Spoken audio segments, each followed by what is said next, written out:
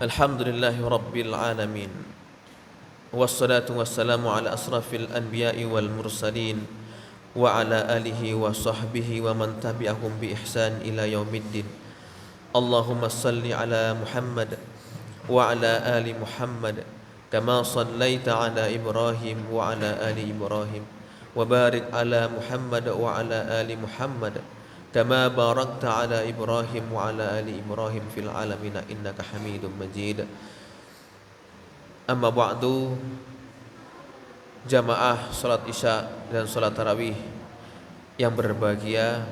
Alhamdulillah, semua alhamdulillah, pada kesempatan malam hari ini Allah memberikan kita rahmatnya dan ma'unahnya sehingga bisa menjalankan salat Isya dilanjut dengan salat tarawih dengan berjamaah. Semoga kita semua senantiasa selalu istiqomah hingga nanti Ramadan yang terakhir. Salam dan salam terlimpahkan kepada baginda Nabiullah Muhammad sallallahu alaihi wasallam. Dan tentunya dengan perjuangan beliaulah kita sampai hari ini bisa merasakan indahnya Islam dan nikmatnya iman kepada Allah dan Rasulnya. Jamaah rahimani wa rahimakumullah, pada kesempatan malam hari ini melanjutkan dari kultum ya, kuliah terserah antum yang kemarin ya, tentang at-taubah, tentang taubat. Syahrul Ramadan juga sebagai syahrul taubah, sebagai bulan untuk taubat. Maka kemudian menukil dari surah Al-Baqarah ayat 221, wallahu yad'u ilal jannati wal maghfirati biiznih. Ini penggalan surat ya. Jadi bukan surat full, penggalan saja. Wallahu yad'u ilal jannati wal maghfirati biiznih. Dan Allah kemudian menyerukan ya, menyeru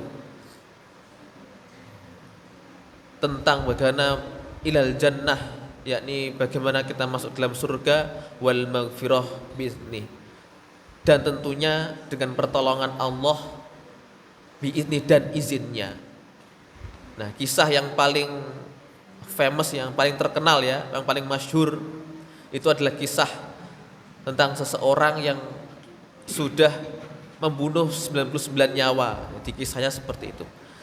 Membunuh 99 nyawa. Maka kemudian dia datanglah kepada seseorang.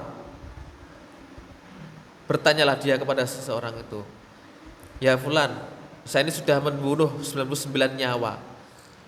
Apakah saya bisa bertobat dan dosa-dosa saya bisa diampuni? Maka orang yang ditemui tadi mengatakan, tidak bisa, karena engkau telah membunuh banyak sekali orang.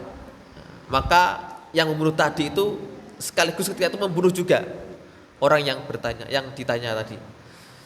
Maka genaplah 100 nyawa yang kemudian dibunuhnya. Maka setelah membunuh nyawa ke 100 itu, datanglah dia kepada orang yang alim.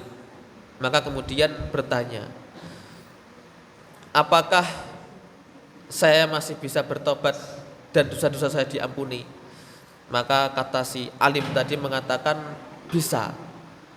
Kemudian menunjukkan sebuah tempat yang jauh, silahkan pergi ke sana untuk kemudian engkau bisa hijrah, bisa berhijrah, kemudian bisa memperbaiki diri di tempat itu.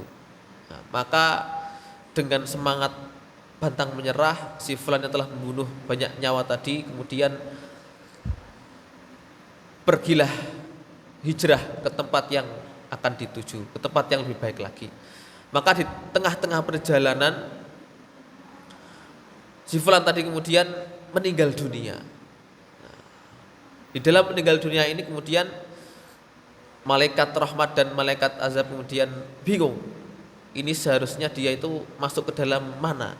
Apakah mendapatkan rahmatnya Allah atau kemudian mendapatkan azabnya Allah Subhanahu wa taala?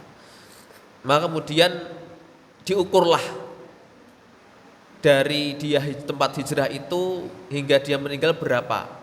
Kemudian dia berangkat hingga ke tempat hijrah itu berapa. Maka kemudian setelah diskusi panjang, masuklah kemudian sifat itu ke dalam dan diambil oleh malaikat rahmat sehingga mendapatkan rahmat Allah Subhanahu wa taala. Jamaah rahimani wa rahimakumullah, dari cerita tersebut kita bisa mengambil kesimpulan bahwasanya yang pertama kita meninggal tidak pandang bulu, tidak pandang umur, tidak pandang muda tua, tidak pandang banyak sedikit ilmunya. Intinya semuanya harus siap-siap. Yang kedua adalah seberapa banyak pun dosa kita,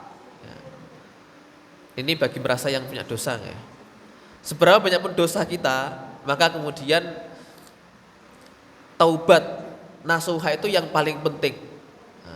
Taubatan nasuha, taubat nasuha itu yang paling penting.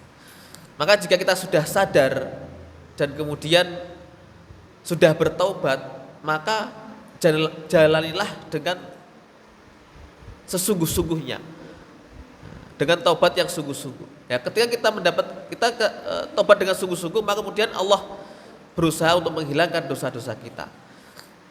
Tapi kebanyakan dari kita itu meremehkan dosa-dosa kecil, contohnya, sehingga setiap hari melaksanakan dosa kecil, berbangga bahwasanya dosanya akan diampuni. Nah, tidak begitu. Maka sebaik-baiknya manusia dan diri kita adalah bagaimana sebanyak-banyaknya dari dosa kita ataupun sedikit, yang paling penting adalah taubatan nasuha, taubat dengan sebenar-benarnya dan juga taubat dengan sesungguh-sungguhnya. Karena tentunya dengan taubat itu dosa-dosa kita akan Allah ampuni. Allah memberikan ma'unah kepada kita, pertolongan kepada kita, menjadikan jalan kita menjadi jalan yang lurus, dan kemudian memberikan kematian kita menjadi kematian yang husnul khotimah. Nah, itu harapan kita agar nanti kita dimatikan oleh Allah dalam keadaan husnul khotimah dan Allah mengampuni segala dosa-dosa kita. Amin amin Allahumma amin. Itu mungkin dari saya. Terima kasih. Syukran ala ihtimamikum wal afu minkum. Bila taufiq wal hidayah. Assalamualaikum warahmatullahi wabarakatuh.